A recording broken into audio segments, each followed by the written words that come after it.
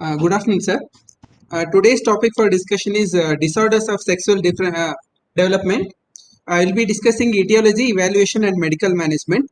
Myself, Dr. Vinay Kumar Tedar, and moderator is Dr. Vijay Sardu, sir. We will be discussing normal sexual differentiation, abnormal sexual differentiation, approach to a newborn with ambiguous genitalia, disorders of gonadal development, and medical management. The surgical management will be discussed in next class. Coming to normal sexual differentiation, the sexual differentiation is a dynamic and sequential process. It contains three steps. That is genotypic differentiation. That is, initially there should be an establishment of the chromosome sex at fertilization, followed by phenotypic events like development of the undifferentiated gonads. There will be a development of the bipotential gonads, which later they develop into either testes or ovaries, followed by gender identity, that is the differentiation of internal ducts and external genitalia formation. So if there is an interference in the any of these steps will lead to disorders of sexual differentiation. So coming to normal genotypic development, that is chromosomal sex development. Not audible. Sir, am I audible, sir?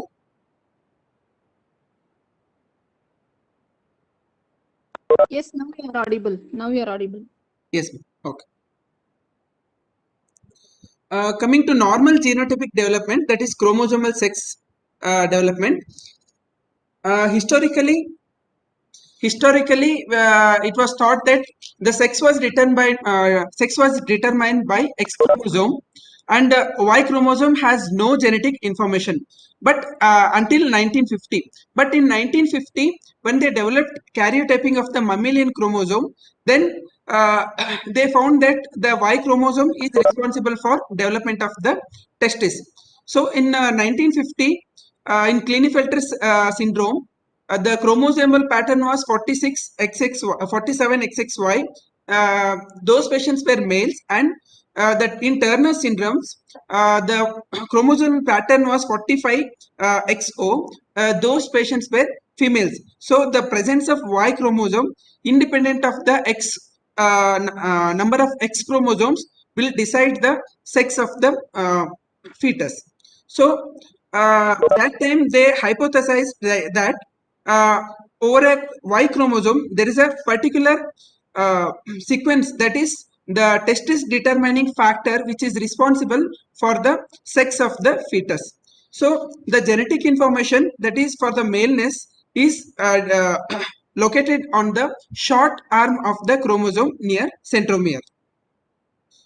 So coming to evolution, initially we thought that the Y chromosome is responsible for the sex of maleness of the fetus. Later they found that the short arm of the Y chromosome is responsible. In 1987, the more detailed genomic map was produced by Pace and et al. So they defined the interval thought to contain a ZFY, that is zinc finger gene on Y chromosome. Here you can see that is responsible, and that contains a testis determining factor. But later this was excluded. ZFY was excluded as having SRY gene, because the studies showed the testicular development with Y chromosome fragment without ZFY was shown. So after in 1990, Sinclair et al. They discovered a region adjacent to pseudoautosomal boundary. See, this is the short arm of the Y chromosome. The just adjacent to the pseudoautosomal boundary, they found out a SRY, that is sex determining region on Y gene, which is the smallest region of the Y chromosome, which is capable of inducing a testicular differentiation in humans. This confirmed the SRY gene is a testis determining factor.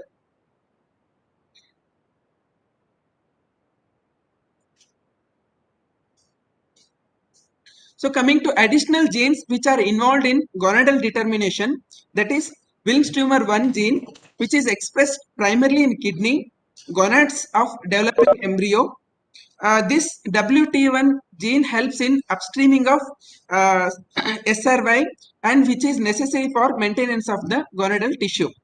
And the one more gene is SF1, that is steroidogenic factor, which is expressed in all steroidogenic tissues like adrenal cortex, testis, ovarian theca, granulosa cells, corpus luteum, which is a key regulator of enzymes involved in the steroid production, sex hormones, and pituitary gonadotropin expression.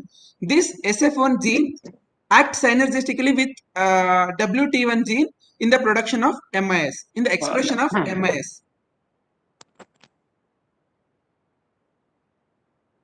Coming to one more gene, that is SOX9, that is SRY box gene, which is structurally around 70% similar to the SRY gene. The expression is greater in the testes, that is in the Sertoli cells. The activity of SOX9 gene increases immediately after the SRY gene expression. So any mutation in this SOX9 gene lead to ovarian development and male to female sex reversal. The one more gene responsible is WNT4, which is responsible for Mullerian duct regression, and it also responsible for which acts as a antagonizing SRY activity. And R-spondin 1, that is RSPO1 gene. RSPO1 gene, which acts synergizing with WT1, which helps for determining ovarian function. There are other genes also, like DAX1 gene and DSS, that is dosage sensitive sex reversal region, which is found, which is responsible for the sex reversal when there is. Hello, sir.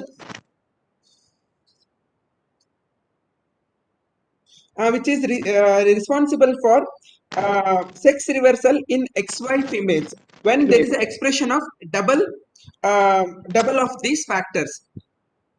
So here,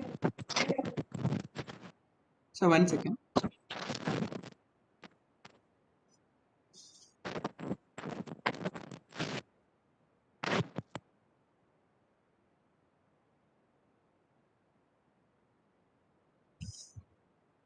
So here you can see in presence of SRY gene along with SF1 and WT1, there will be genital ridge formation. So SRY and SF1 along with SOX9 gene, there will be formation of the anti-Mullerian hormone and testicular formation. So when there is no SRY gene, there will be repression of the SOX9 gene, SOX9 gene. So along with RSPON and WTN4, so that will lead to formation of the ovaries.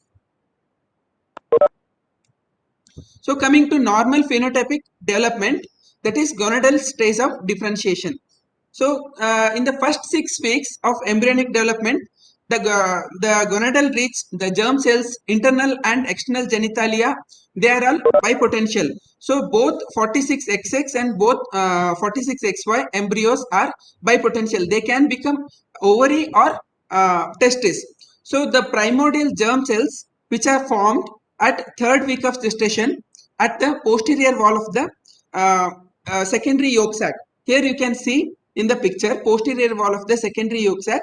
By 5th week, they start migrating from the dorsal wall of the yolk sac through mesentery to medial ventral aspect of the urogenital ridge. So around 1000 to 2000 these primordial germ cells reach the gonadal blastema by 6th week.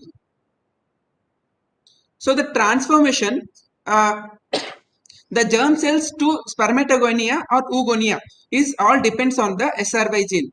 So when there is a SRY gene, it initiates the switch. So there will be activation of the along other genes also, which leads to formation of the testis.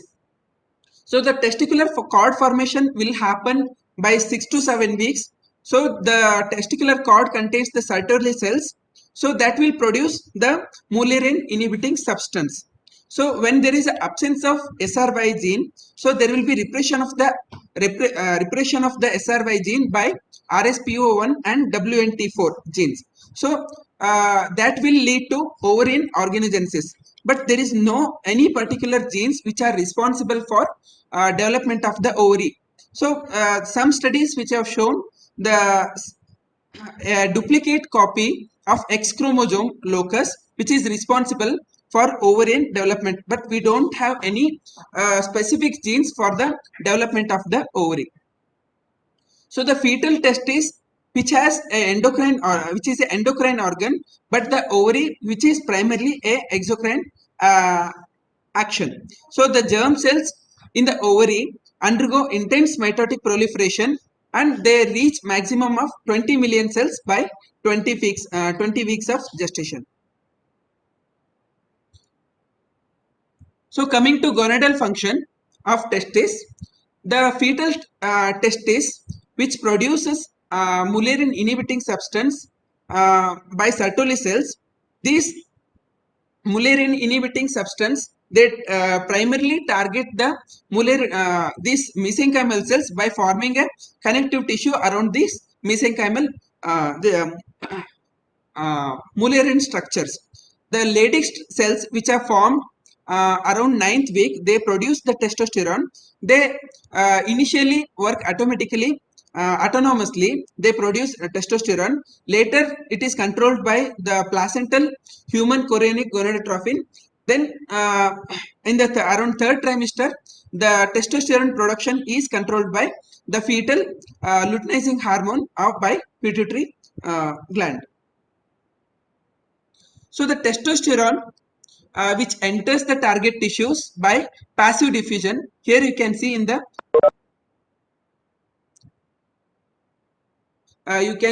picture. So it which is responsible for virilization of the Wolffian ducts and urogenital sinus and genital tubercle. So the testosterone which enters the target cells by passive diffusion, which acts on the target cells and which leads to formation of the spermatogenesis, sexual differentiation and Wolffian stimulation. And when there is a 5-alpha reductase in the tissues like prostate, urogenital sinus and external genitalia, that will with the help of testosterone that is converted into dihydrotestosterone, which act locally and which is a active androgen which binds to the receptor with a great affinity and with great stability. So during the time of sexual differentiation, that will help for the formation of external virilization and sexual maturation at puberty.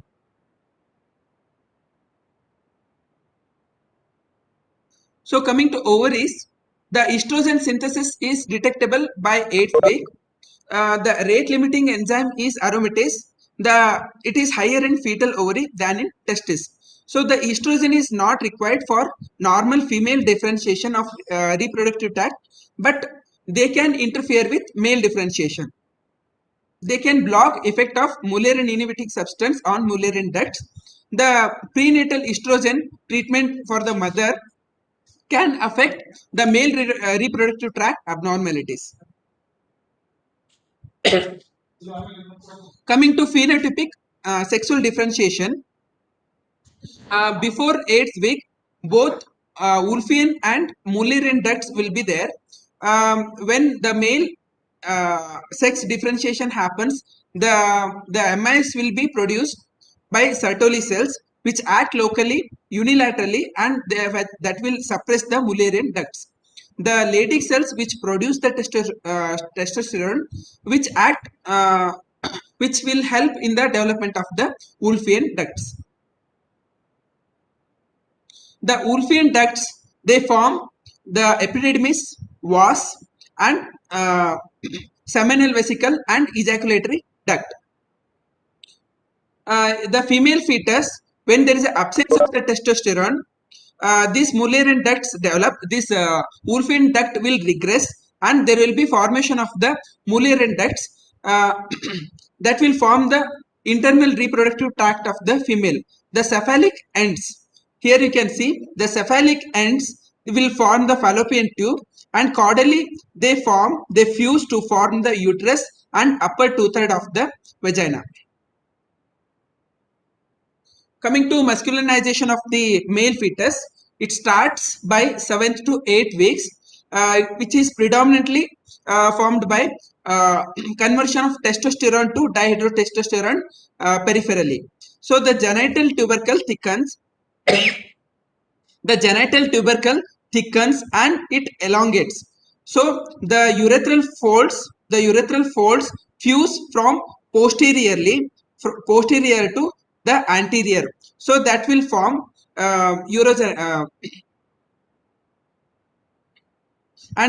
these urogenital swellings. The urogenital swellings, they migrate from from anterior to the posterior, and they form the scrotum. In the third trimester, by the action of androgens, there will be elongation of the penile penis, and there will be descent of the testis. In the female fetus, in the absence of the testosterone, the genital tubercle, there will not be much development. That will form the clitoris, and the lateral genital swellings, these lateral genital swellings, they form the labia majora, and the urethral folds, they form the labia minora. So the primordial gel cells, when there is a Y chromosome, that will form the testes. They produce the Sertoli cells and Leydig cells. The Sertoli cells produce anti-Mullerian hormone, and that will cause regression of the Mullerian structures. And the Leydig cells form testosterone, that will help the masculinization of Wolffian's ducts, and peripherally the dihydrotestosterone will form, that will lead to formation of elongation of the penis, scrotum, and prostate. In the absence of the Y chromosome, there will be Mullerian ducts development, that will form fallopian tubes, uterus, and upper two-third of the vagina.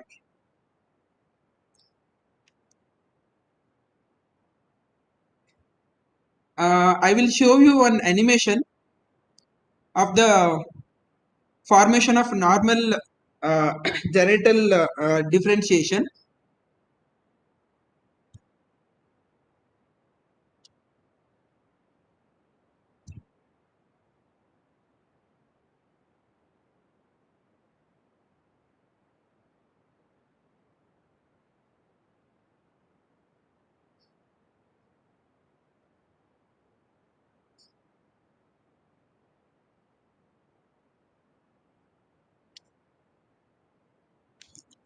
So in the first 6 weeks, the gonadal ridge and internal ducts and external genitalia, they all are bipotential. So they can either form either ovary or the testis.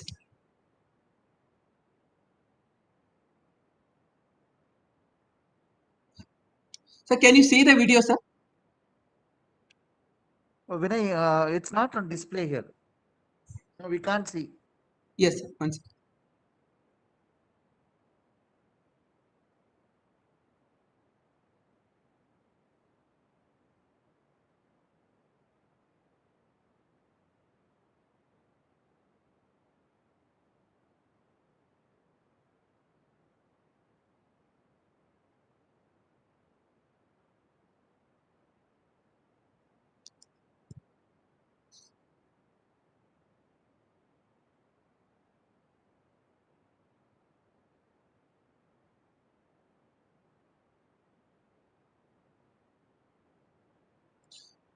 So now can you see, sir?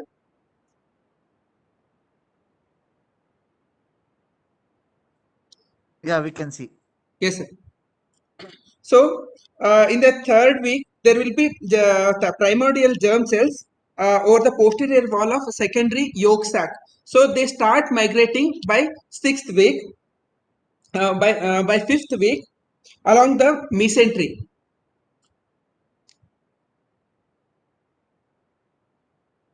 Along the mesentery to the urogenital ridge. This migration is dependent on the chemoattractants and cell adhesive molecules. By 6th week, it will reach the gonadal blastema. This is the migration.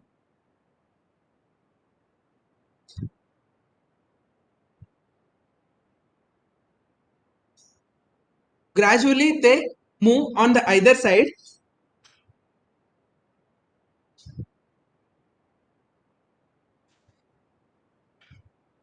By 6th or 7th week. So based on the SRY gene, so if there is a SRY gene, so this SRY gene will activate and that will switch other genes also for activation. This is the formation of the testis. By 6th or 7th week, there will be testicular cord formation. So that will contain the Sertoli cells that will produce MIS, and along with there will be formation of the blood and testis barriers. Later there will be formation of the second line cells, that is Leydig cells also. Here you can see the Leydig cells and Sertoli cells. This is the Wolffian structures. There will be formation of the vas epididymis. See, the epididymis will be connected to the rete testis.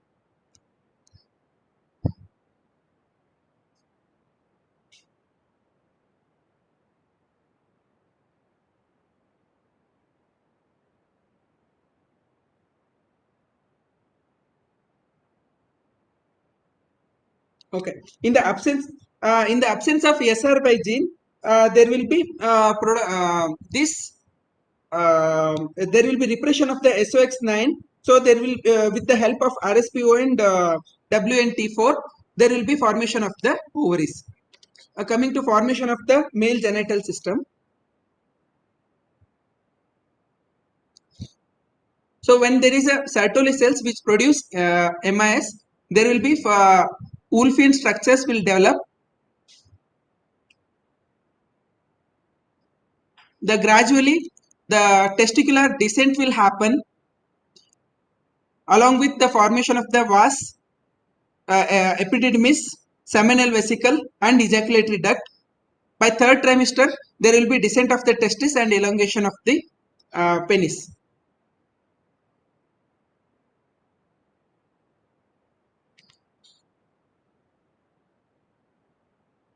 So here you can see the Wolffian duct entering into the urogenital sinus at the prostate. Say here you can see the seminal vesicle.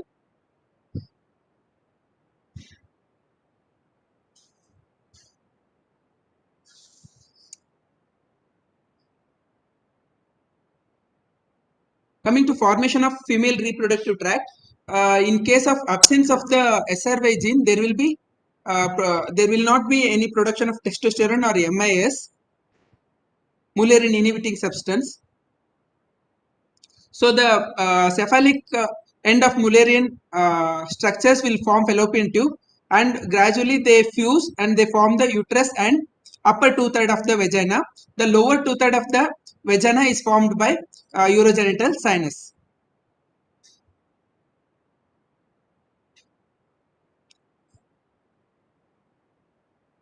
This is the formation of masculinization of the male external genitalia. So the genital tubercle will develop into the penis, and urethral folds fuse to form the urethral glue and urethra, and the urogenital swelling, they migrate posteriorly to form the scrotum.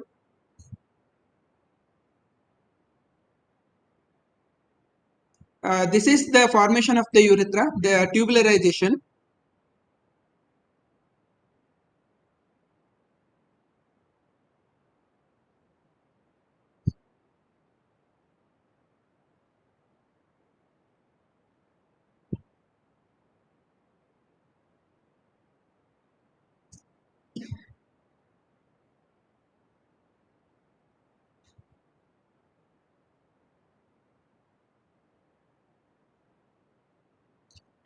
So coming to psychosexual differentiation, that is the gender identity, that is the identification of the self as either male or female, the gender role, that is behavior in which the males and females differ, and orientation of the gender, that is choice of the sexual partner, either homosexual or heterosexual, and cognitive differences.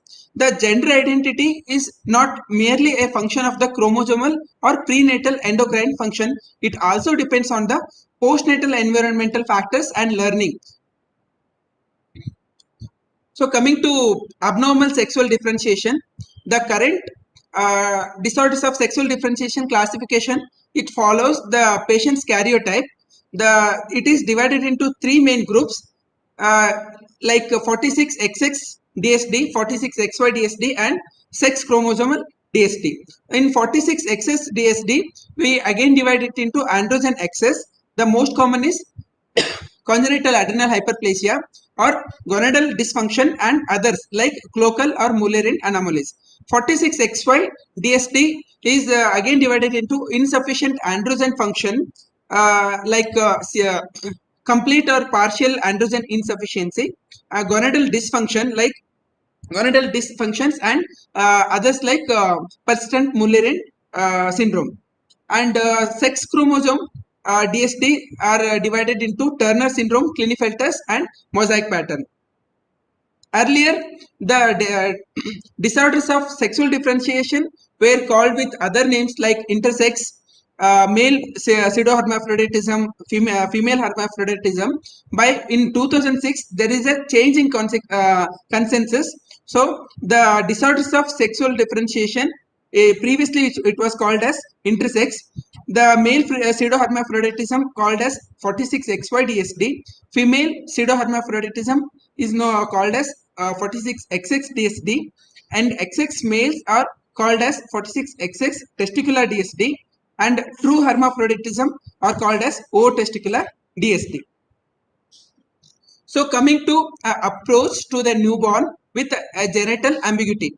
So these newborns are evaluated on urgent basis. That is because to rule out the congenital adrenal hyperplasia with salt wasting form, which is a life-threatening condition, and also to provide a gender assignment for the newborn through investigations. So when there is a history of family history of disorders of sexual differentiation, or when there is a parental consanguinity, or when there is an unexplained previous infant death, or maternal drug ingestion like steroids, when there is assisted reproductive technologies like history of when there is a history of maternal virilization or severe acne during pregnancy. So when there is a evidence of prematurity or IUGR, and when there is no clear-cut family history of DSDs, but there will be history of familial hypospadias or amenorrhea or infertility. So when during the pregnancy, during the pregnancy, if any such history is there, the accuracy of to determine the sex of the fetus will be around 98% during second trimester.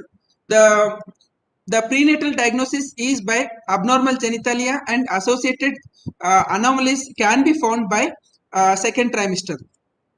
It can also be diagnosed by cell-free DNA from the fetus, which can be detectable from the maternal blood by 4 to 6 weeks of fecundation.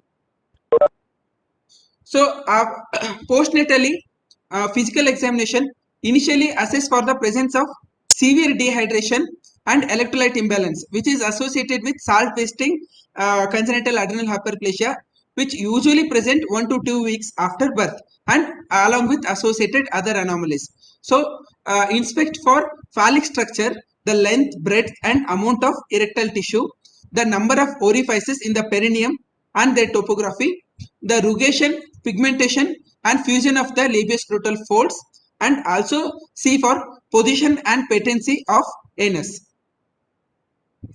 In case of asymmetrical gonads like in ovotesticular DSD and mixed gonadal dysgenesis, there will be virilization only seen on one side. In case of virilized female genitalia, like in clitoromegaly, pigmentation, rugation can be seen in the labial skin, and labial fusion will be there. Depending on the degree of virilization, only one opening can be seen other than anus. Traditionally, the Prader classification was used, which was used for the various degree of masculinization of the external genitalia in case of female CAH, which range from 1 to 5. The one is the mild clitoromegaly to Prader 5, that is complete virilization with urogenital sinus opening at the tip of the phallus. But the disadvantage of the Prader classification is it is just assumption that there is a fixed association between the external appearance of the genitalia and the internal anatomy.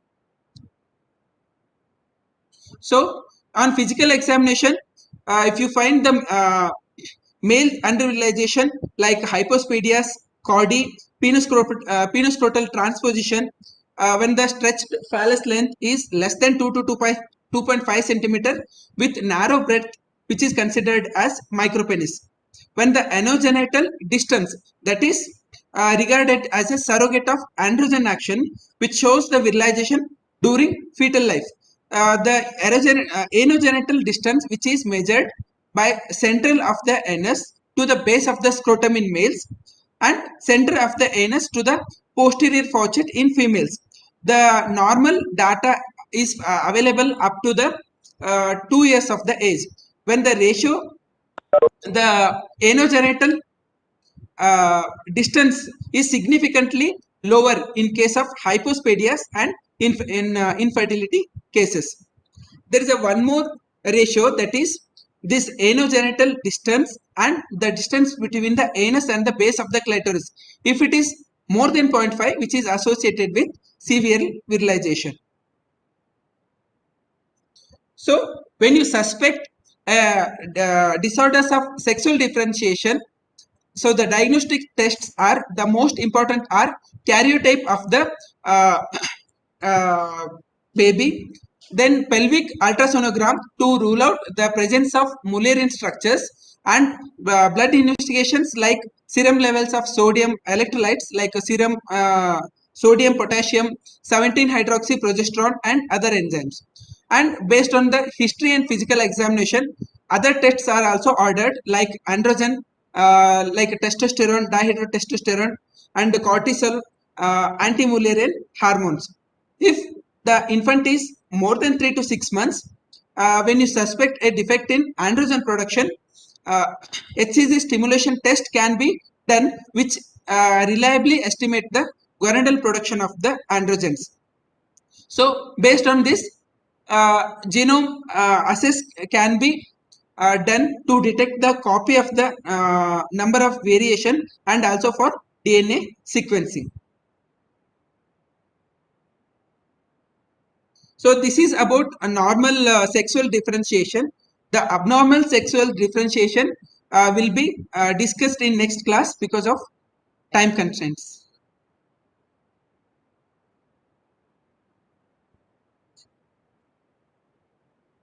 Yeah, Vinay, good that you stopped here itself. One, because it is an extensive topic and it will be very difficult to keep pace and understand each and everything, because each topic can be discussed for days together, because there is so much data available now. Okay, so before Okay. you end, just wanted to summarize. I'll itself, for the benefit of the PGs, I'll summarize. See, before understanding abnormal sexual differentiation, it is very prudent that you understand normal sexual differentiation, and then you can imagine where all things have gone wrong. So, to understand normal sexual differentiation, three most important things are required. This is also called as the Jost paradigm. That says, one, there should be a chromosomal or genetic differentiation. With the help of genetic differentiation, the gonads differentiate, and with the help of secretions from the gonad, the internal and the external genitalia differentiate. So it occurs in 3 steps. One is the genetic differentiation, that is genotypic. The second one is gonadal differentiation, and the third one will be the phenotypic differentiation. Phenotypic differentiation has both internal genitalia and the external genitalia. So this is till this it's simple, but depending on the internal genitalia and the external genitalia, that will be called as the phenotypic. Now, first, as you said, the most important for chromosome is the Y chromosome, the short arm on which there is an SRY gene that stimulates the gonads. Till 5 weeks, all the structures, the gonads, the urogenital sinus, and the ridge, they're all primordial and bipotential. That means they can either turn into ovary or they can turn into testis, depending on that. So once with the SRY gene, the gonads differentiate, and depending on the gonad, that is the testis, it will secrete. First, there will be a Sertoli cell, then a Leydig cell. Depending on these secretions, the Mullerian structures disappear, the Wolffian ducts come, and accordingly, those structures develop. Whereas in a ovary, as there is absence of anti-Mullerian hormone and there is estrogen, the ovaries develop and the Mullerian structures develop. Is it clear? Vinay? Yes, sir. Now, once with these secretions, the internal genitalia and the gonads are done. By at around 9 to 10 to up to 11 weeks, then the external genitalia will form. For the external genitalia, 3 most important structures are required. One is the part of the urogenital sinus, the genital tubercle, and the genital swelling. Yeah, depending on the secretions, the genital tubercle will either become penis or the clitoris, and the genital swellings will either become scrotum or it will form the labia majora. And part of the urogenital sinus itself will form the urethra, urethral floats, and go up to the penis in males. And in females, the lower 1/3 of the urogenital sinus will form the lower 1/3 of the vagina. So, depending on the secretions, these structures change. Now, if you know this background, it will be easy to understand the abnormal differentiation, whether the differentiation is phenotypic differentiation or whether the differentiation is at the gonadal level or the differentiation is at the genotypical level. So that's how the classification occurs. Then you come whether there is a chromosomal abnormality or there is a 46XY or there is a 46XX abnormal. Okay. Good that you stopped here itself because it's difficult to keep pace with the subject. Okay. This is just the background, Vinay. Then Ramchandra sir. So you have brilliantly summarized Vinay. That was really fantastic, especially for the PGs to summarize. And this time of the day when everybody is feeling sleepy, you really woke all of us up. It was really a brilliant summary. Thank you. Thank you very much. And I think Professor Vel Murugan was there. He is no longer there. He left, I think. So we had a huge contingent from ICH. So we should actually appreciate them for joining our class.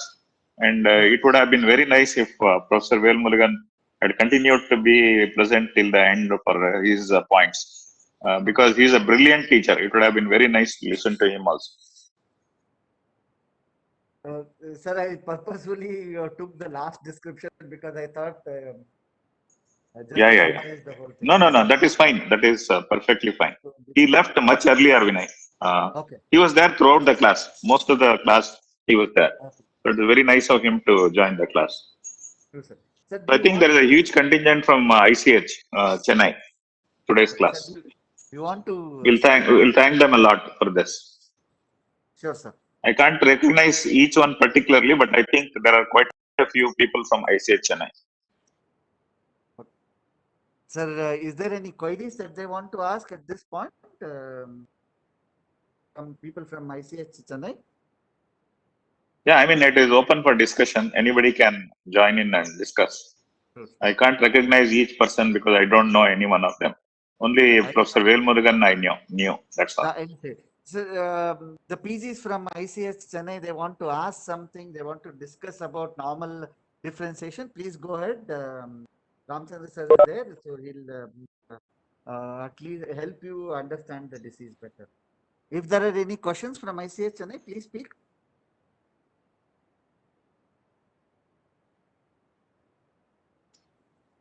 Good afternoon, sir. Today we'll continue our discussion on disorders of sexual development. Yesterday we discussed about normal sexual development. Today we'll be discussing abnormal sexual differentiation and medical management. The surgical management will be discussed in next class. So the classification of disorders of sexual differentiation as discussed yesterday, it is divided into three categories: 46XX, 46XY and sex chromosome DSD. In 46XX, again we divide into androgen excess, gonadal dysfunction and others. In 46XY, insufficient androgen function, gonadal dysfunction and others. And in sex chromosome, we again divided into Turner syndrome, syndromic like Turner syndrome, Klinefelter's and mosaic. So coming to excess DSD, previously it was known as female pseudohermaphroditism. So it is divided into androgen excess, gonadal dysfunction and others like cloacal Mullerian anomalies. The androgen excess may be because of fetal androgens like CAH, or it may be increased placental or maternal androgens.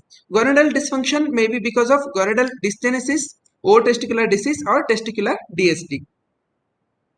So coming to androgen excess, the androgen excess leading to virilization of female fetus may be because of increased production of androgens by fetal, maternal or placental androgens. The most common androgen excess DSD is congenital adrenal hyperplasia.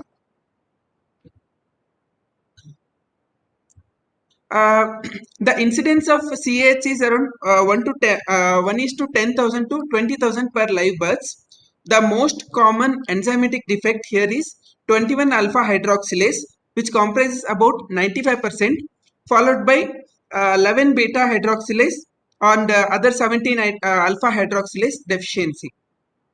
There will be accumulation of precursors and there will be excessive production of androgens. Here you can see in the picture. So 21 hydroxylase deficiency CH, which again divided into three types.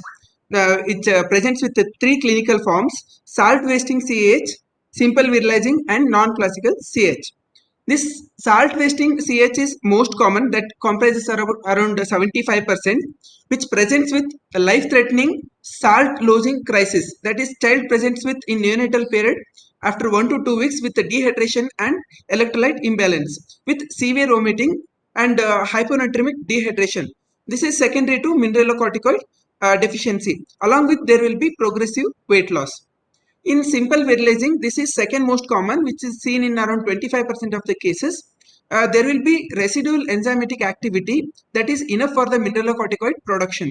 So these patients, they present with normal genitalia at birth and there will be onset of virilization at puberty, and bone age is usually more advanced compared to normal child. And the rare form is non-classical CH. These patients, there will not be any evidence of virilization or salt wasting. So coming to prenatal diagnosis and management, so these patients usually they present with cerebriform appearing adrenal glands on USG, and by determining the fetal sex with non-invasive techniques like cell-free DNA, fetal DNA, and from the maternal blood can be done as early as by 4 weeks, and this by 16 or 17 weeks the amniotic fluid analysis of 17 hydroxyprogesterone can also be done. So these fetuses, they are at risk of salt wasting, and the salt wasting and simple virilizing fetuses can be treated with maternal dexamethasone. There will be successful reducing in virilization by the decrease in the ACTS production of the fetus. But there is some controversy because we don't know which patient they will present with salt wasting or simple virilizing form, and which patients they develop normally. So it is a quite controversial topic. So, but there are chances of some degree of behavioral changes are seen in children who are treated with maternal dexamethasone. So, coming to diagnosis, the patients with clinical picture or whether diagnosed prenatally, they will be present with elevated 17 hydroxyprogesterone. Usually early morning sample is taken, and there will be along with 17 OHP there will be raised urinary levels of 17 ketosteroids also. So if there is a borderline elevation of 17 OHP, ACTS stimulation can be given to see for the raise. Usually the ACTS stimulation is given with 250 mg of synthetic ACH 1 hour before administration, and the increase in the 17 OHP levels are seen. If the level is 200 mg basal and after stimulation it is less than 1000 nanogram per deciliter, it is considered as normal. In non-classical form, the basal will be 200 to 10,000. After stimulation, it goes up to 1000 to 10,000. So then it is non-classical. In salt wasting and simple virilizing, the basal 17 OHP will be more than 10,000, and even after ACTS, there will be an increase in more than 10,000 nanogram per deciliter. This is to confirm the salt wasting and simple virilizing CAH. So coming to medical management, usually glucocorticoid replacement is given to replenish the lack of cortisol and to suppress the excessive androgen production by negative feedback of ACTH. So in adults, the longer acting drugs like dexamethasone and prednisolone are preferred, and in mineralocorticoid replacement also given with fludrocortisone. This medical management will be discussed in detail in later of this discussion. Coming to monitoring, usually the morning levels of 17 OHP and androstenedione are used for monitoring. This 17 OHP reflects the ACTH suppression. The complete normalization of 17 OHP shows the overtreatment and hypercortisone. In children, usually we have to record height, weight regularly, and we have to check the bone age yearly. In case of salt wasting CH, regular monitoring of sodium, potassium, and renin should be done. In case of stress dose of the steroids should be given in case of febrile illness, dehydration, surgery, and trauma in case of adrenal insufficiency. Very rarely, the bilateral adrenalectomy is advised only when there is a failed medical management, particularly in adult females with salt wasting CAH and those who present with infertility. Coming to gender assignment, more than 90% of the patients will themselves considered as females. The presence of normal female internal genitalia will be there in most of the cases. They offer good fertility, but in around 5% of the cases there will be gender dysphoria because of there will be more virilization like a Prader 5 or 4. So in this case, the male gender assignment can be entertained. Coming to ideal timing for surgery, the surgery is advised here is feminizing genitoplasty. There is a controversy whether to do it at early infancy or post-pubertal period. In case of severely virilized females with Prader more than 5, the early time surgery is advised only when there is an experienced surgeon in a center where there is a multidisciplinary team is available with parental consent. But the disadvantage of this is it excludes the patient's own informed consent. The surgical management will be discussed later in next class. So coming to other forms of CAH, that is deficiency of 11 beta hydroxylase. So it comprises around 5% of the cases, along with other features of 21 hydroxylase deficiency. They also present with hypertension, that is secondary to increased serum deoxycorticosterone.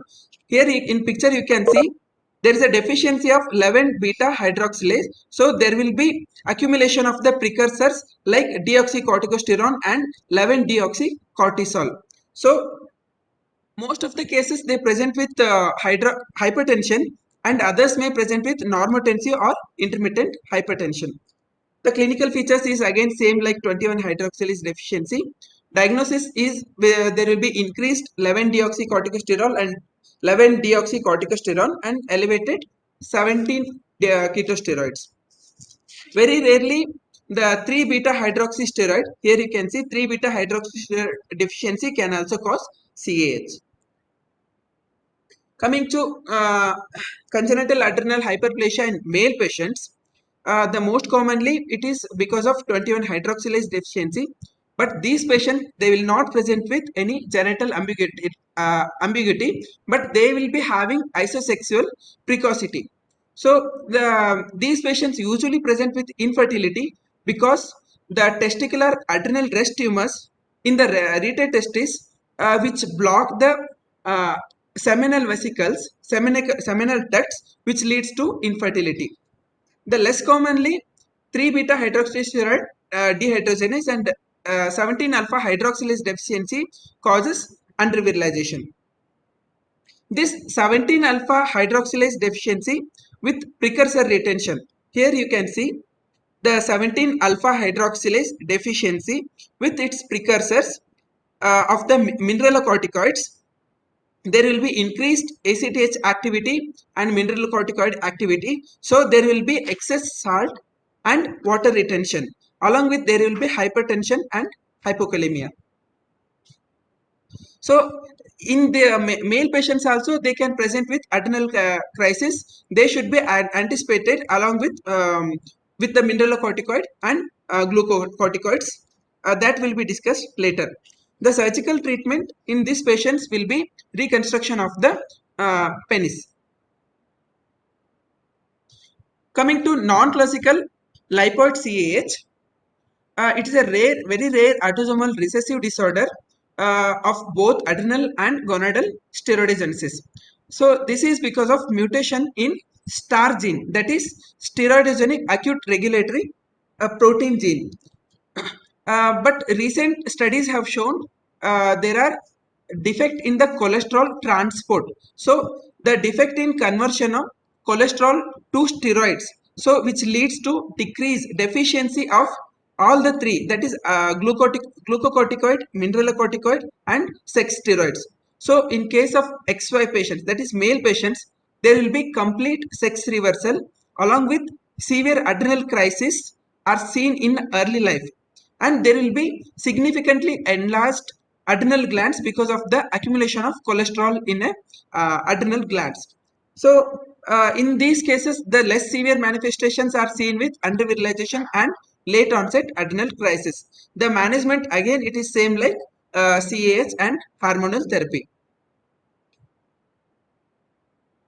So this is the comparison chart to show of different types of CAH.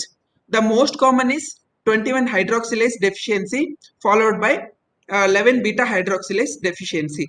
In 21 hydroxylase deficiency we can see there will be decreased glucocorticoid and mineralocorticoid with the increased androgens. The most common metabolite increased is 17-OHP. In 11 beta hydroxylase, the increased metabolite is deoxycorticosterone and 11-deoxycortisol. The other rare forms are 17-alpha hydroxylase, 3-beta hydroxysteroid dehydrogenase and lipoid CAH. So one second.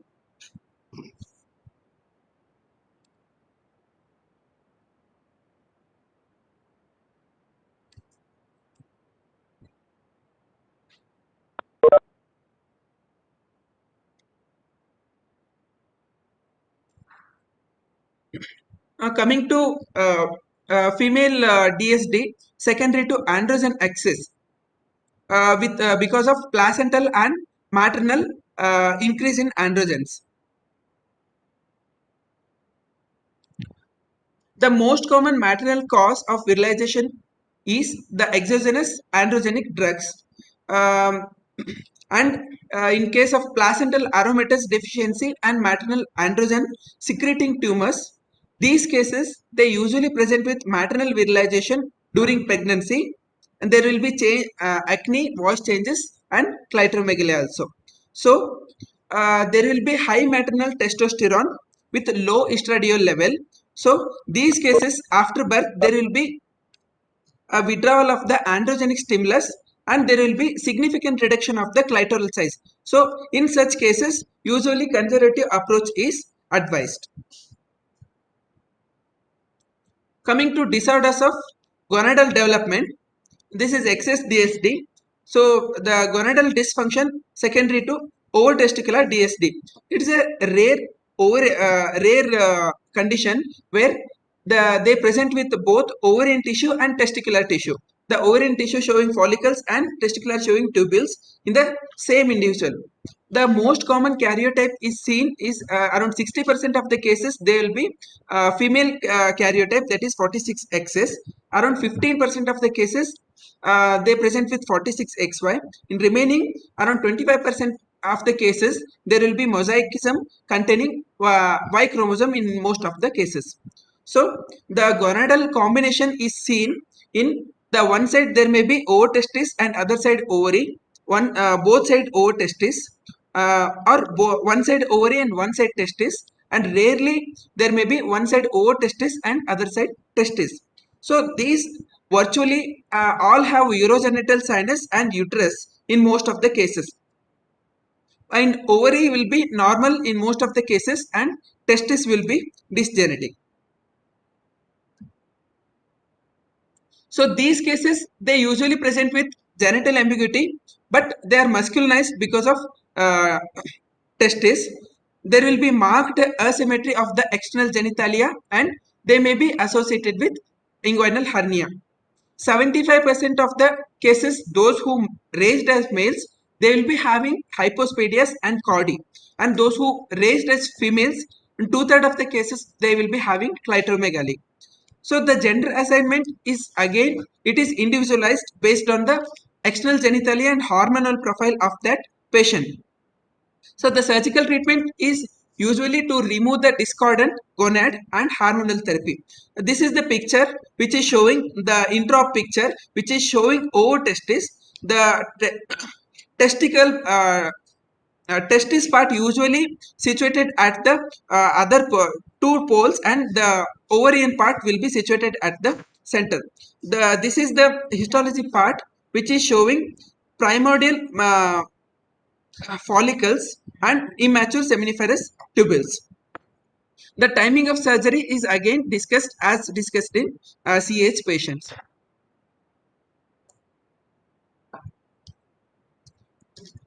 Coming to gonadal dysfunction secondary to testicular DSD. Here the karyotype is 46XS, which is closely related to Klinefelter syndrome. The testicular DSD is of two types. The 90% of the cases they will be having SRY gene. In more than 80% of the cases, it is because of the translocated copy of SRY gene from the father, that is X paternal chromosome, and around 10% of the cases they will be present with SRY negative testicular DSD. So in these cases they present with phenotypically they are males, usually present after puberty. They are shorter, they present with gynecomastia with male genitalia with pubic hair. There will be small testis, they are usually infertile, and azoospermia will be there. And because there will be small testis, there will be low testosterone and increased FSH and LH. The management is again the androgen replacement, and because of the gynecomastia, reduction mammoplasty is advised.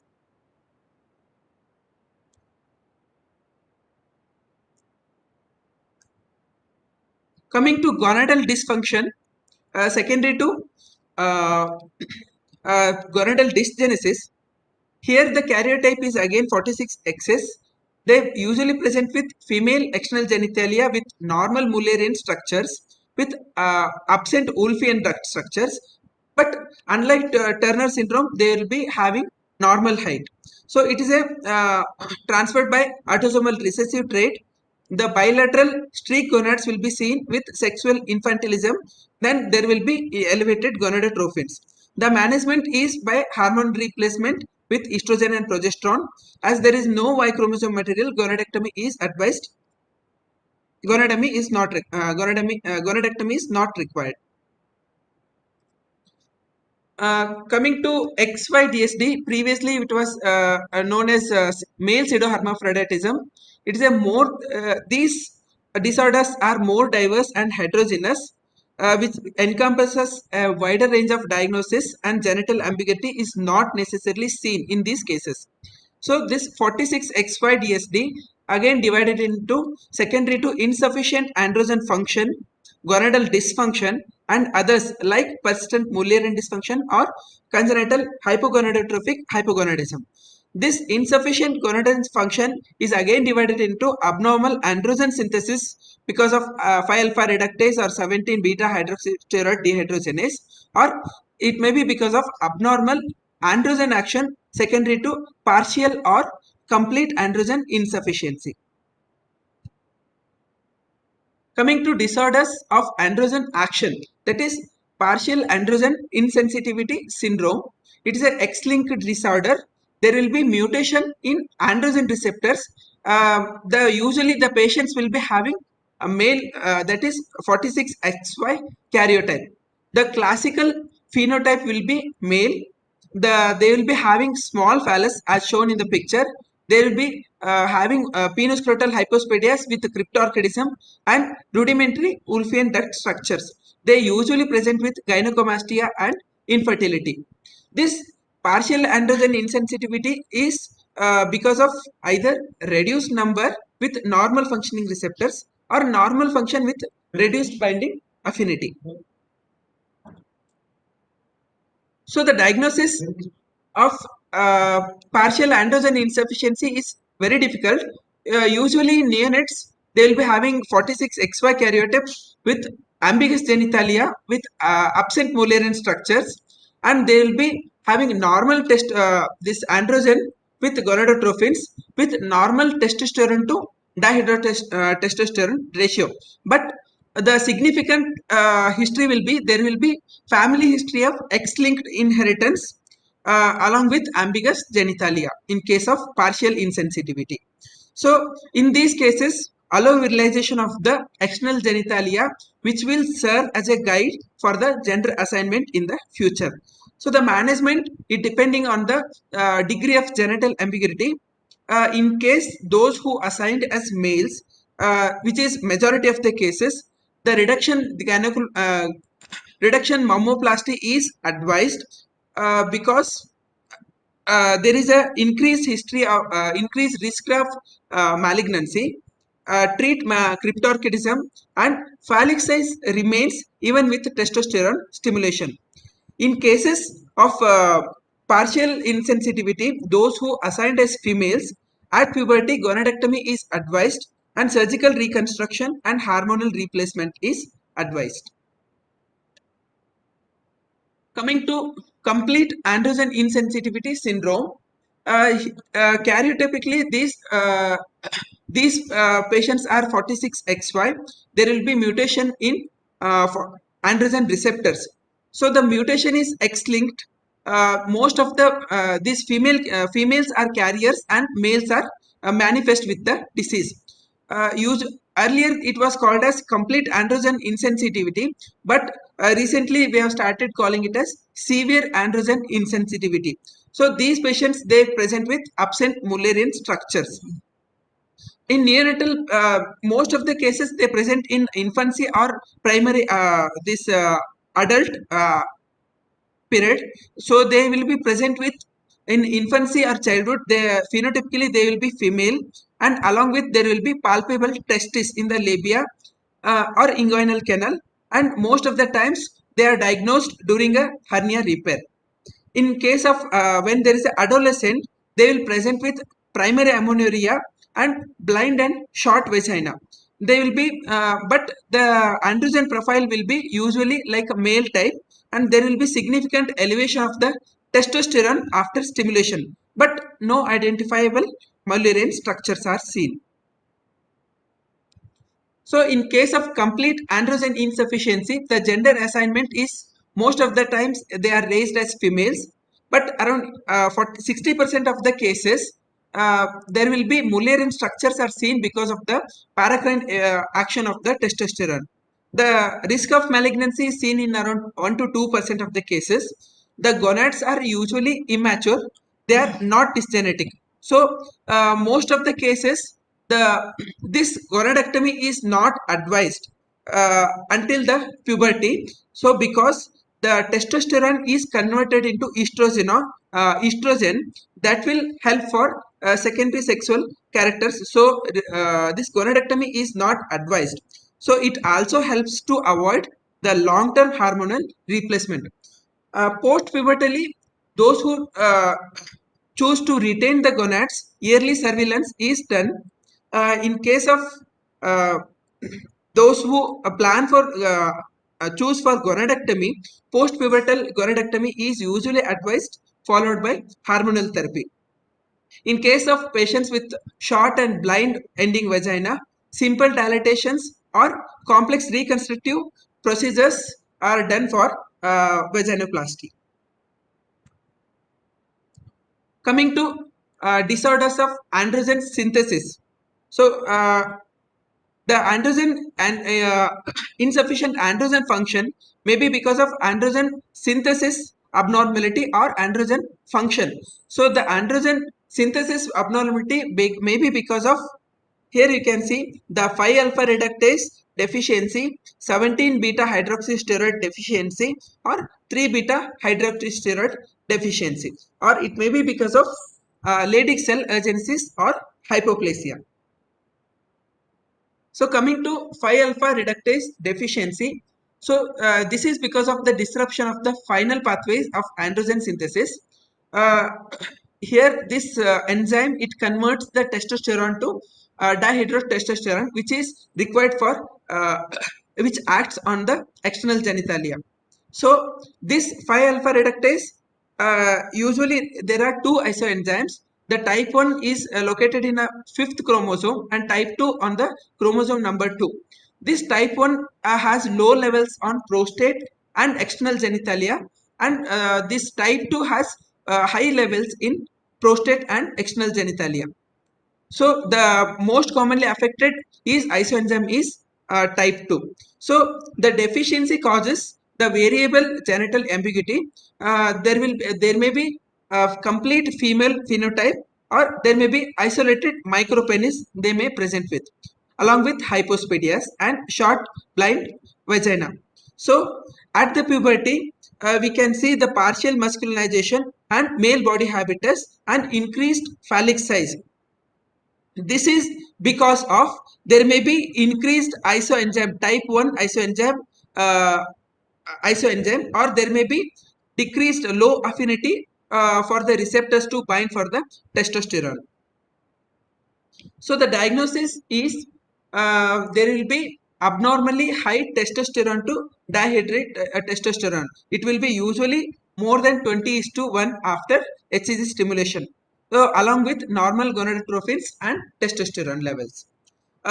In case of genital skin fibroblast culture, there will be decreased or absent 5 alpha reductase. So this 5 alpha reductase, most commonly male gender assignment will be done, is preferred. The exogenous dihydrotestosterone is used at a puberty to promote phallic growth. A surgical treatment is done for cryptorchidism and hypospadias. In case of extremely small phallus, usually those who choose for female gender assignment, so in that cases we have to go ahead with gonadectomy and vaginoplasty and clitoral reduction, along with followed by hormonal replacement at puberty. Coming to testicular disorders of testicular development. So the disorders which impair the testosterone production, that may be range from either no production or subnormal production. The here we come the pure gonadal dysgenesis. This is the karyotype is XY. They present with sex reversal. This is also known as Sware syndrome. So there will be abnormality of SRY gene. So these cases are karyotypically they are XY, but there will be abnormality of the XY gene, or there may be chances of loss of another gene which is necessary for SRY protein action. So these patients are usually phenotypically female, but normal Mullerian structures are seen with bilateral streak gonads. So these patients they present with at adolescence with primary amenorrhea and delayed puberty. In contrast with complete androgen insufficiency, the testosterone levels are low here because of the testis or streak gonads, and even after stimulation the testosterone levels will be low. So the management will be hormonal therapy and early gonadectomy, because there is a high chances of malignancy, that is around 35% by 30 years in case of pure gonadal dysgenesis.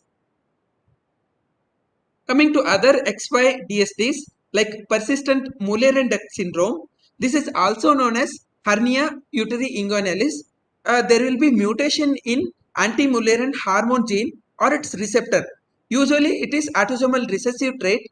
There is no genital ambiguity. Phenotypically they present as males with cryptorchidism uh, with Mullerian structures. They are usually diagnosed when during a herniatomy or orchidopexy, we can present with a Mullerian tissue during the surgery. So in that case, we have to go ahead with removal of the uterus and fallopian tubes, and but leaving behind the distal part of the uh, uterus. This is to protect the differential testicular blood supply. Coming to micropenis with hypogonadism. So there are two conditions. This may be because of congenital hypogonadotrophic hypogonadism, or there may be testis regression syndrome. So the congenital hypogonadotrophic hypogonadism, it is a autosomal recessive pattern. They also can be a part of panhypopituitarism. So they usually present with isolated micropenis without hypospadias, cryptorchidism in severe form. There will be low levels of FSH and LH and testosterone because of this hypopituitarism, but there will be good response secondary to this HCG stimulation. The treatment is usually exogenous replacement with gonadotropins. The cryptorchidism usually treated with surgically. Coming to embryonic testis regression and bilateral vanishing testis syndrome. The karyotype is usually 46XY. The embryonic testicular regression is the loss of testicular tissue within the first trimester, and the bilateral vanishing testis syndrome is the male sexual differentiation of the ducts and genitalia is usually seen during the embryogenesis, followed by testicular loss. The cause is unknown in most of the cases. Either it may be because of mutations in steroidogenic factor 1, that is genetic mutations, or it may be because of bilateral intrauterine torsion of the testis.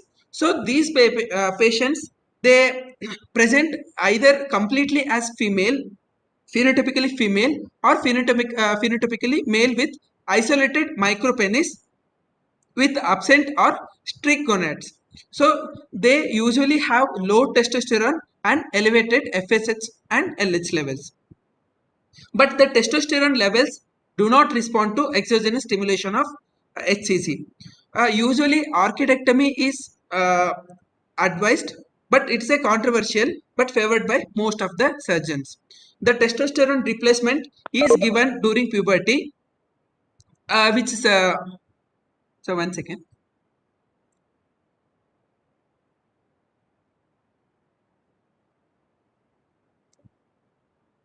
Okay, testosterone replacement is given at the puberty, which will give the pubertal changes.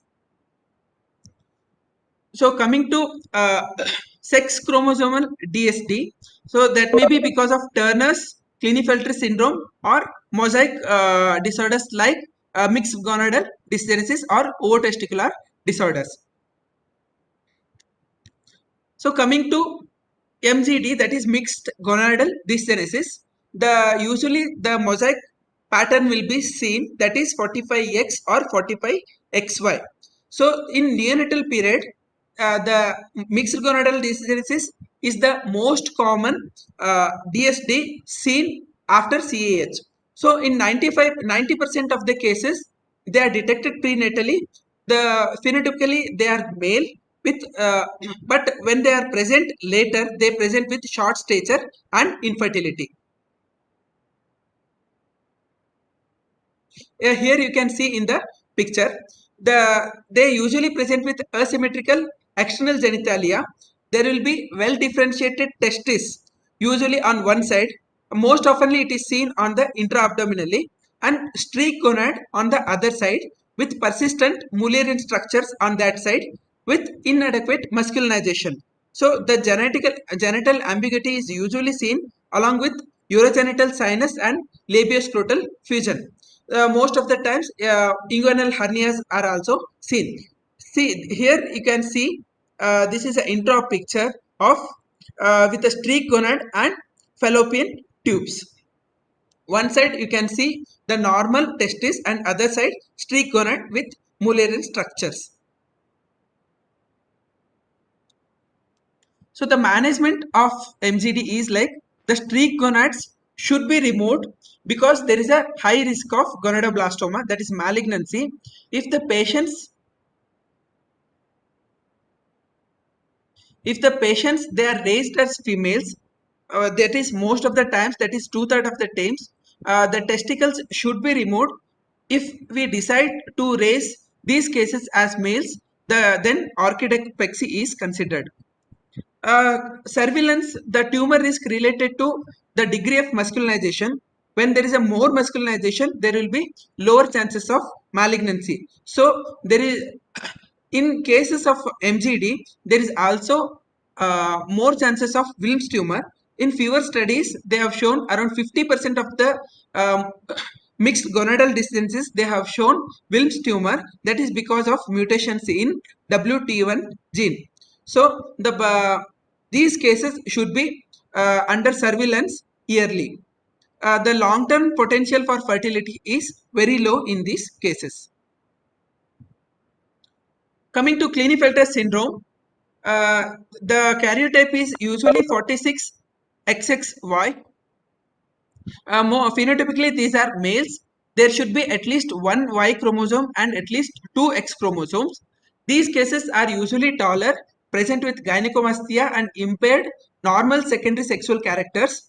Azoospermia will be there along with increased gonadotrophin levels and small and firm testes because of increased Leydig cells in the testis. So there will be low normal testosterone levels and gonadotrophins with elevated estradiol.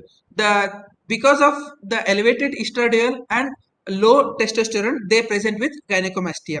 So these cases, there will be usually increased risk of breast carcinoma and testicular carcinomas. So they should be under surveillance. The management is again the androgen supplementation during puberty and reduction mammoplasty.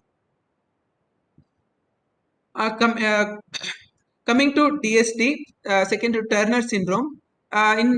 In Turner syndrome, around 50% of the cases they present with karyotype of 45X, and in other 30 to 40% of the cases they present with mosaicism like 45X with 45XY or 45XX.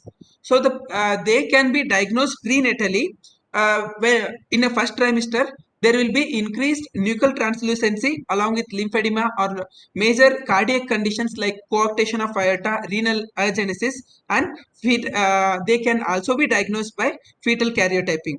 Most of the times they abort spontaneously before the delivery only. So usually they present with a female phenotype with web neck, uh, with ear malformations, with short stature, with lack of secondary sexual characters, with broad chest, with wide apart nipples, and there will be primary amenorrhea. So there will be usually streak ovaries with few or no oocytes. in the ovaries. So the patients with occult Y chromosome. So when there is a mosaicism is there with Y chromosome, so these patients have more chances of going into gonadoblastoma. So in these cases, gonadectomy is advised. So in case of those who present, they usually present with short stature. So they are treated with growth hormone in a childhood and exogenous hormonal therapy at puberty. And mature oocytes are cryopreserved and they usually helpful uh, in the adult period. Coming to medical management, in case of congenital adrenal hyperplasia, these cases usually present with dehydration and severe electrolyte imbalance. The first 7 days there will not be any dehydration or electrolyte imbalance because the maternal cortisone which has crossed the placenta, which is released from the fat stores in the first 1 week. Later they usually present with severe dehydration and electrolyte imbalance. So in these cases, uh, when there is an adrenal crisis, so they usually rehydration is given with the normal saline along with 5 to 10% of dextrose along with correction of the electrolyte imbalance. So and hydrocortisone given, which has both hydrocortisone succinate, which has both glucocorticoid and mineralocorticoid. This is during adrenal crisis. Usually 100 mg per meter square is given on the first day, 6th hourly, followed by second day 50 mg per meter square, on third day 25 mg per meter square, and then gradually this hydrocortisone is decreased and converted to oral. The 17 OH is progesterone is monitored for effective treatment. So after the adrenal crisis treatment, the usually the glucocorticoid and mineralocorticoid replacement is given. So the glucocorticoid doses are the physiological dosage requirement is 8 mg per meter square per day, but we have to give the around 12 to 14 mg per meter square into 2 to 3 divided doses. Or injection cortisone can also be given 25 mg per meter square every 3 days. The mineralocorticoid replacement given in the form of fludrocortisone in case of salt wasting and severely virilized females. There will be increased resistance, so we require higher doses, that is around 200 microgram per day in case of neonates and infants. After 3 months there will be requirement of around 100 microgram per day. In case of adrenal insufficiency, that is in case of high fever or surgery or hot environment, we have to increase the dose of steroids by uh, double during the surgery. And during the surgery we have to increase the dosage of the steroids. Usually we prefer hydrocortisone, initially started 16 hours before surgery at a rate of 25 mg per meter square, increased to 50 mg and given at 8 hours during the surgery at 100 mg per meter square, and gradually decrease the dosage and convert to oral. Coming to sex steroid replacement therapy at puberty, the sex steroids are replaced only when there is a delayed puberty, and it is given only after the born age of 12 years. The testosterone replacement is given at a dose of 200 to 300 mg IM per month. The estradiol is given at a dose of 0.25 mg alternate day, and the dose is escalated up to 2 mg per day. So this estradiol is given up to the once the breakthrough bleeding is seen. Once the breakthrough bleeding is seen, then we have to start with the progesterone 10 mg per day. It is given over the last 14 days of the menstrual cycle. So this estradiol and progesterone are given in an adolescent girl. In case of adult females, usually OC pills are preferred. In case of Turner syndrome, the usually where there is a short stature and growth hormone deficiency and all will be there. So the growth hormone replacement will be given at the dose of 9.5 mg per meter square per week. Coming to cancer risk in case of DSD gonads. So when there is a virilized 46 female, that is a female genotypic, so there is not much increased risk of gonadal tumors. But when there is a gonadal dysgenesis or unrevirilization, so there is a high chance of germ cell tumors. See, these germ cell tumors are divided into seminomas or non-seminomas. Seminomas are most common compared to non-seminomatous germ cell tumors. So the risk of germ cell tumors in DSD is directly related to the presence of gonadoblastoma lesion on Y chromosome. And other risks are the position of the gonad, that is most commonly seen in abdominal and immature gonads. The seminomas are most common. The gonadal biopsies and molecular markers like IHC staining with SOX9 and FOXL2 is preferred for risk stratification and follow-up, and streak gonads should be removed. And in case of male gender with who prefer to preserve the testes, orchidopexy is done along with periodic surveillance. So those who prefer to preserve the testes, gonadal biopsy is advised during orchidopexy and after puberty to see for the uh, gonadoblastoma risk. So, along with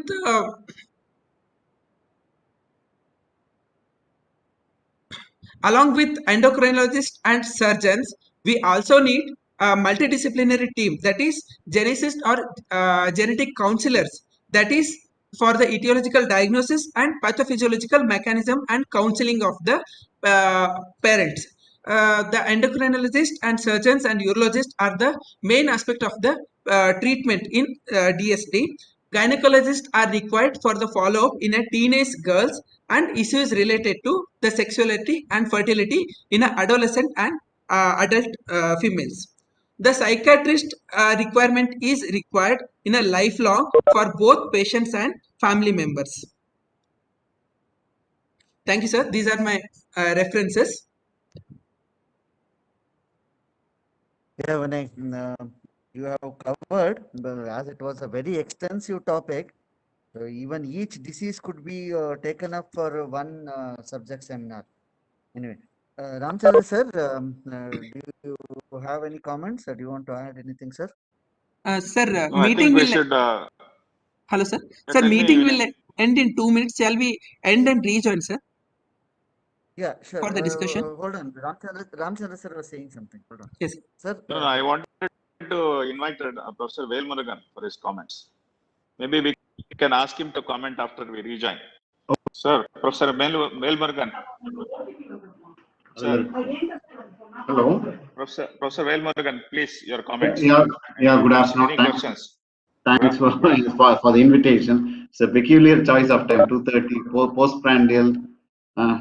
Okay, pushes I time know. half asleep anyway. Now, the questions to the presenter is a postgraduate, is it? Yes, he is. Yeah. I can. Now, did you discuss about the antenatal management of if a kid has got CAH and the mother is pregnant again? And did you discuss that? How to handle that parent? I think he briefly touched upon that. Vinay, can you just elaborate on that point? Sir, antenatally, if we suspect, we can give. Just a minute. Yes. Suppose one child has got CAH, approved CAH. What are the chances that the next pregnancy can result in another CAH? Sir, no In other idea. words, what is the mode of inheritance? What is the mode of inheritance? Is it autosomal recessive, or you put up a table which it said autosomal recessive? So the chances of it getting it are 1 in 4 only, right? Yes. Right, 25%. So how do you make out? How do you diagnose CAH in the child, subsequent child, or how do you confirm? And what do you do for the parent? Sir, antenatally, USC antenatal scans showing glands, adrenal glands showing cerebriform pattern with increased in amniotic fluid analysis showing increased 17 hydroxyprogesterone. When will that happen? That is in second trimester. Second trimester. Okay, but second trimester, is it too late to? So, in what way can you help the mother? Do you put the mother on any medication? Sir, dexamethasone we can start, sir. Maternal dexamethasone. No. What will you do? What will you do? You will start dexamethasone, right? Yes, sir. When will you start dexamethasone? In the first trimester only, sir. At Meaning when 8 to 9 weeks. you start it as soon as pregnancy is confirmed. Okay. Yes, Do sir. you continue it for the duration of pregnancy, or when do you modify it?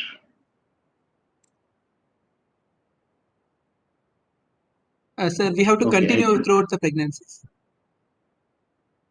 okay. Suppose it's a male and you're continuing throughout pregnancy. See, what you do is the answer is if the second pregnancy following the pregnancy following a CAH child, you should start on dexamethasone as soon as pregnancy is confirmed, and then continue it till you confirm the sex. 6. Either Okay, by chorionucleus biopsy earlier if the parent is very anxious, or okay. later following an amniocentesis. Once you confirm the sex, if it is a female, you continue the DEXA till delivery. Okay, till the for the whole gestation. If it's a male, what do? You don't need to give it, right? No need to do because it decreases the You can, virilization. No need to continue it. so no need to continue. So that Yes. is what I wanted. Okay, Yes. Okay. that is about CAH antenatal thing. Now, when the child is born, I mean, you said you regarding the you're not touched on surgical management, so I'll stick with the medical. You rightly said cortisone has got about 25% mineralocorticoid activity. Flurinef is added only later.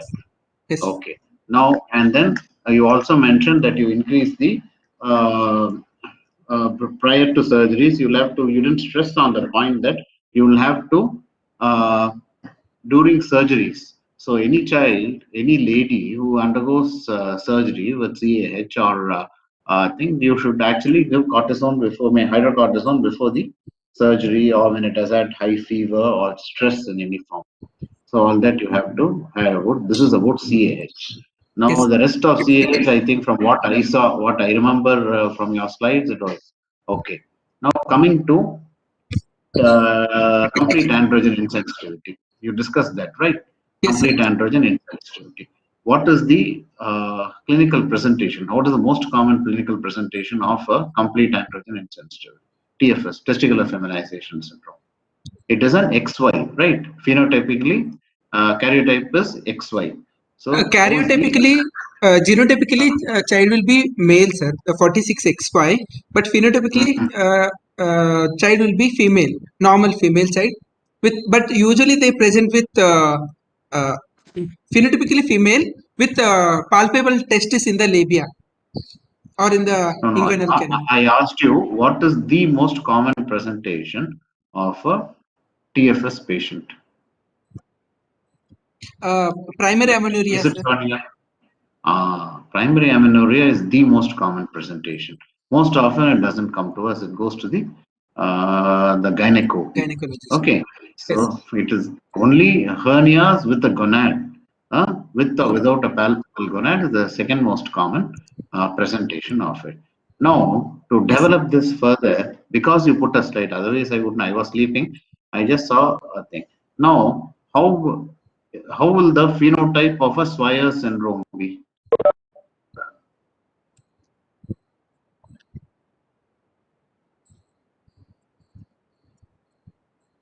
You got my question? Has sir. Phenotypically, sir. Swyer syndrome, it will have what will be the karyotype XY, right? Karyotype will be XY, sir. But 46XY. Now, how XY. will even this has got 46XY. what TFS. Yes. Now, clinically, do they look the same? Mm,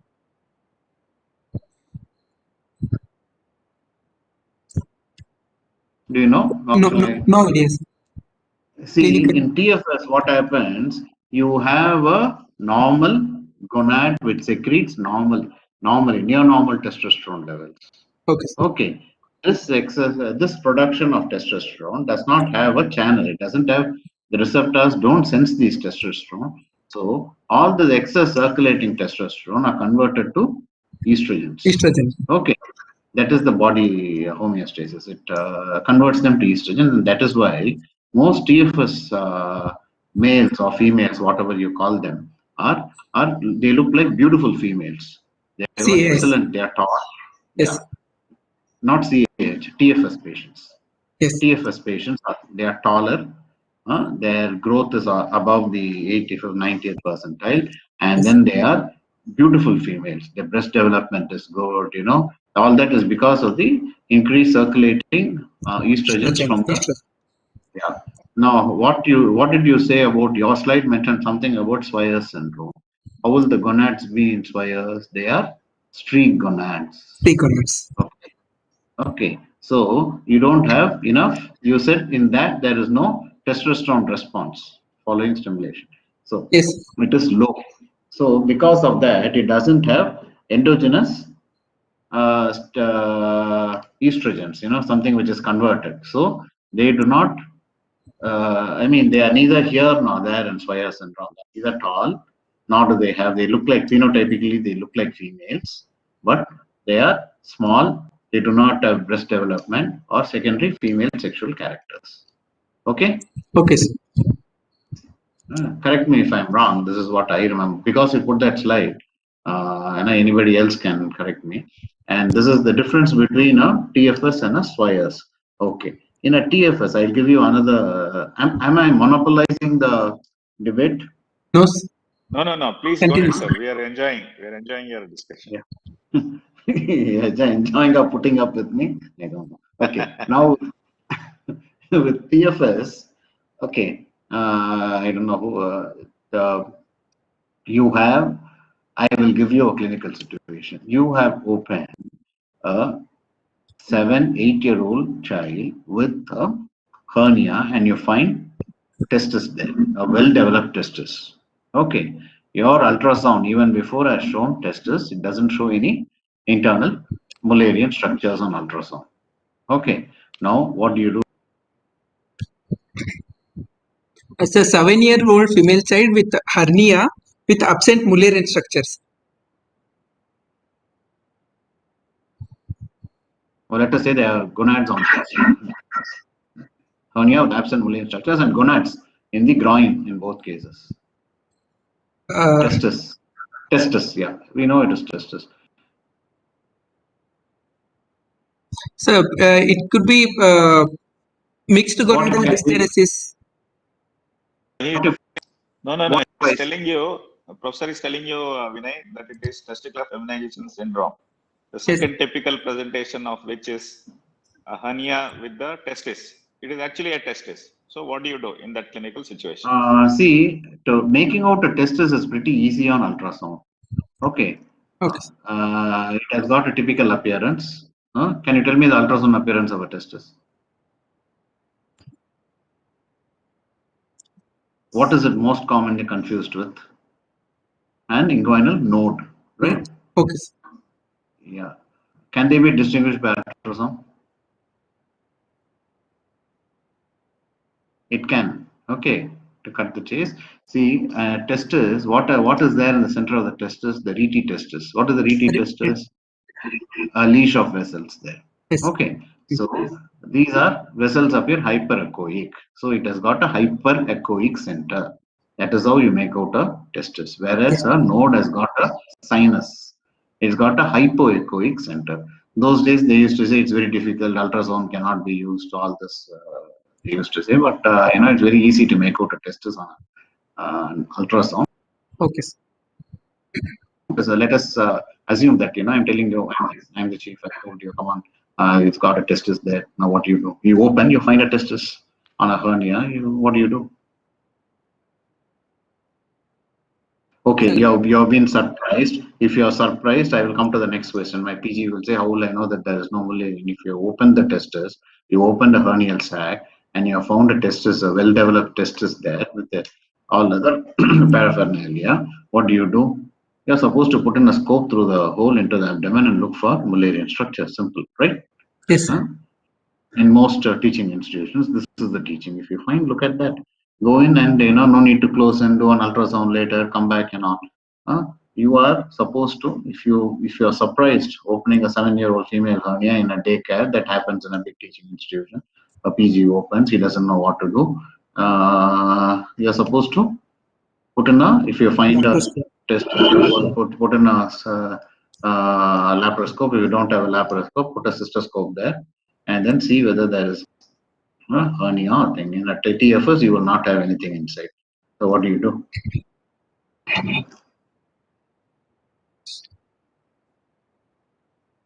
So, This is the recommendation in such cases. Or should I shouldn't ask this question? I will not come to surgery yet. I mean, imagine yourself as a surgeon. You have found out that there is testis there. It's the case of TFS. You are suspecting TFS. What will you do there on the spot? Any other PG can also answer. Any other PG can also answer. I saw Manasa there. Manasa, as an MS PG, I have discussed this with you.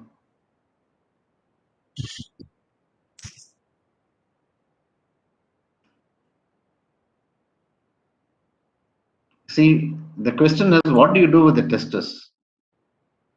Do you retain it or do you remove it?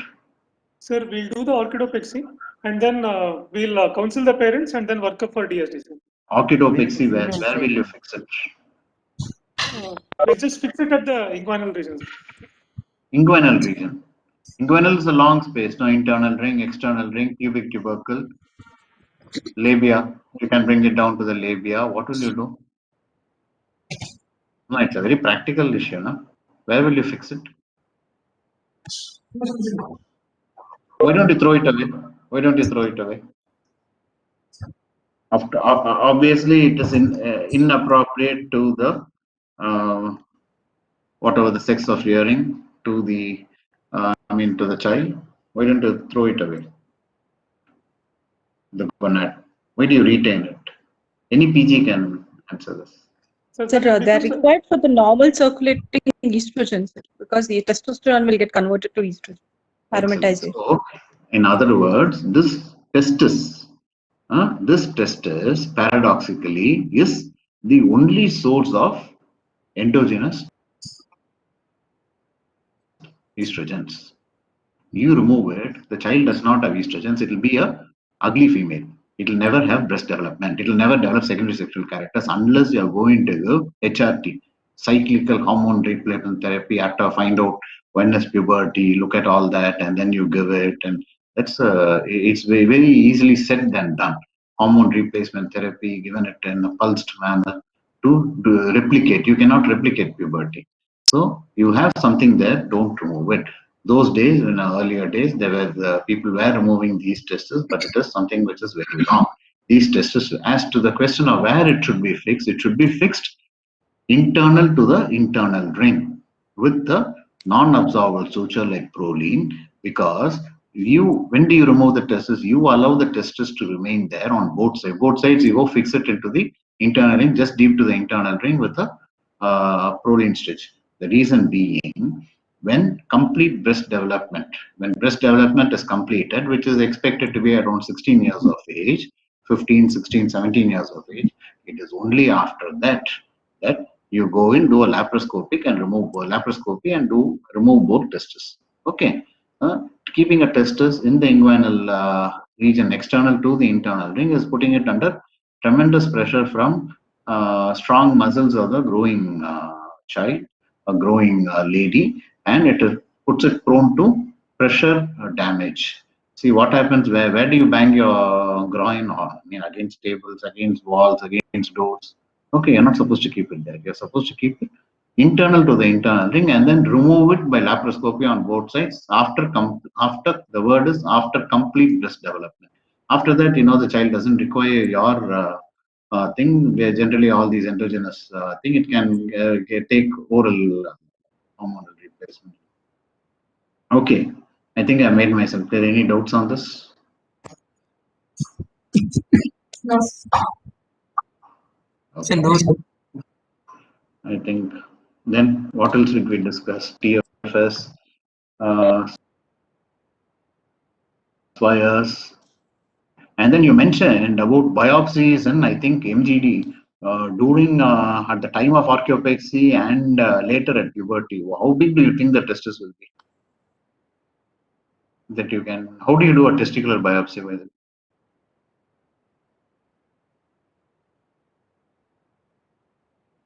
A testicular biopsy. Where do you take the testicular biopsy from? Sir, there are some spots which are more likely of free-lying seminiferous tubules. So that's what we take. No. How do you generally do it? I mean, it's not easy to do a testicular biopsy.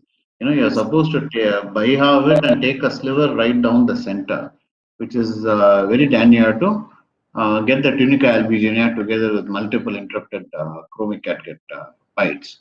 It's not an easy thing to do in a small testis.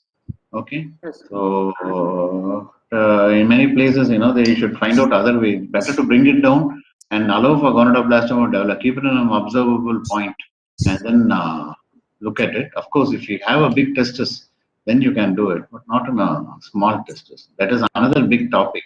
The role of testicular biopsy in an undescended testis is a big topic. That carcinoma in situ, how much of these progress to malignancy, that's a big topic. We'll Yes. discuss some other time. Okay, I think I'm done. Anything else?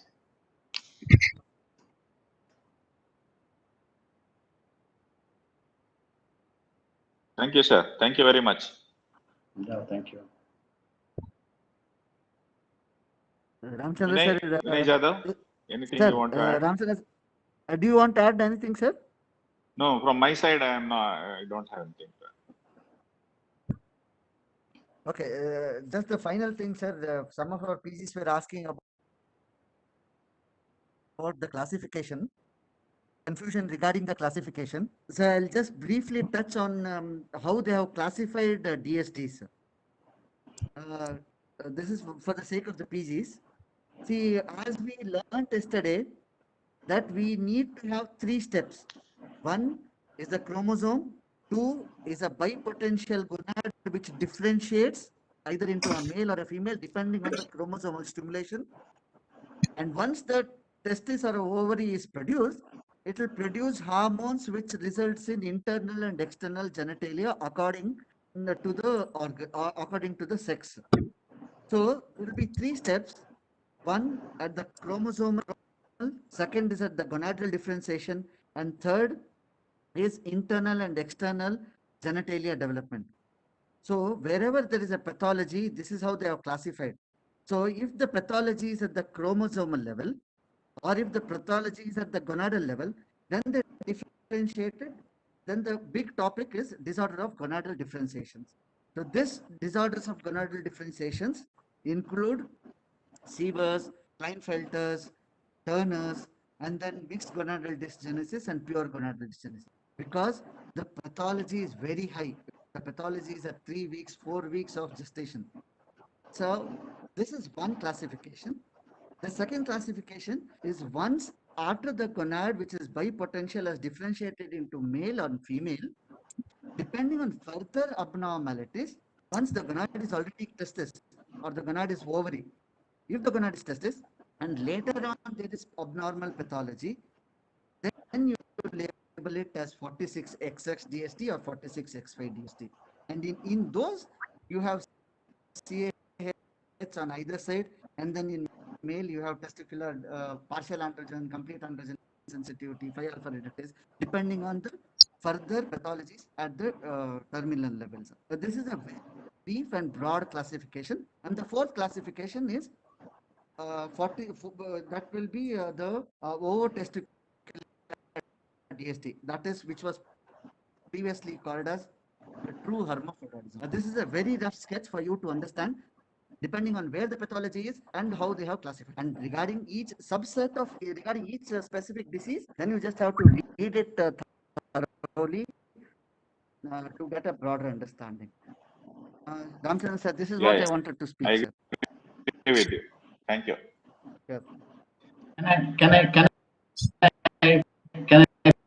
Yes, sir. butt in? Please. Yeah, sir, please go ahead, sir. You were mentioning about Klinefelters and Turners, the present. Yeah. Do we have time? About the Turners, how do you suspect how do you suspect Turners in antenatal mount?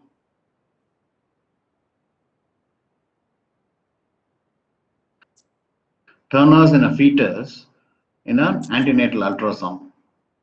How do you suspect Sir, hello, sir. that? Sir, nuchal translucency.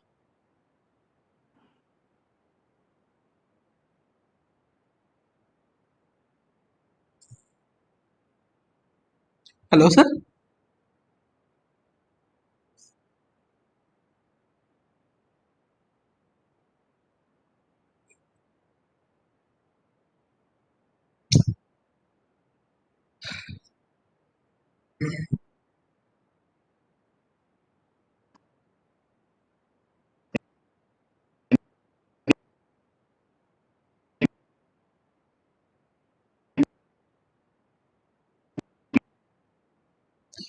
PG.